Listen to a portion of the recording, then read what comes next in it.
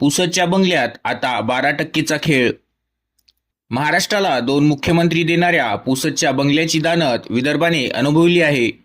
स्वर्गीय वसंतराव नाईक आणि स्वर्गीय सुधाकरराव नाईक यांच्या कार्यकाळात बंगल्यात समस्या घेऊन येणाऱ्याला कधीच रिकाम्या हातांनी जाऊ दिले नाही. दरबार भरवून अडचणी सोडवल्या जात होत्या. आता नवीन पिढीच्या हाती कारभार आल्यापासून बंगल्याची कार्यपद्धती पूर्णतः बदलली आहे. आता बंगल्यावर राज्यमंत्र्यांकडे काम मागणाऱ्या कार्यकर्त्या व ठेकेदारांची रेलचेल असते. त्यातही बंगल्यावरून आता सबघोडे 12%ची भूमिका घेतल्याने अंकुशला 2%त विशेष महत्त्व प्राप्त झाले आहे.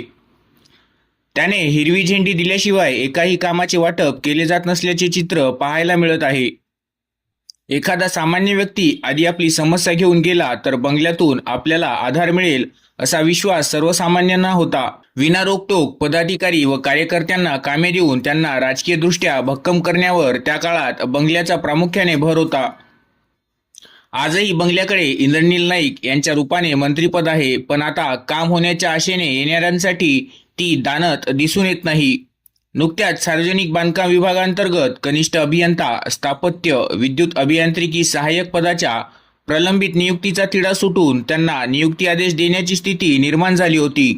त्यावेळी मुंबईतील धर्माने अधर्म करीत पात्र उमेदवारांकडून पैशाची मागणी करण्याचे अधिवेशन प्रकरण कालावधीमध्ये उडे ठकले होते. तेव्हा राज्यमंत्र्यांनी धर्माला इब्रत वाचवली.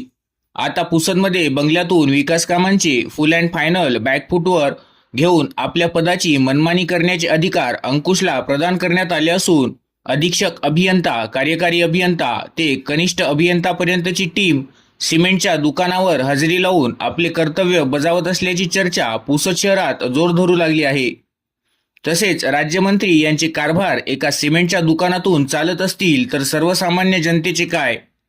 तसेच केवळ एकाच दुकानातून सिमेंटची खरेदी कशासाठी आणि का? शासकीय कर्मचारी, अधिकारी हे सिमेंटच्या दुकानात धुरड्यामध्ये रांग लावत असतील तर यापेक्षा लाजिरवाणी गोष्ट अजून काय असू शकते? तसेच राज्यमंत्री यांनी आणलेला निधी किंवा मंजूर केलेला विकास कामाचा निधी हा केवळ राज्यमंत्री यांच्या जवळच्या ठेकेदारांची घरे भरण्यासाठीच आणला असल्याची चर्चा आता पुसद शहरात रंगली आहे.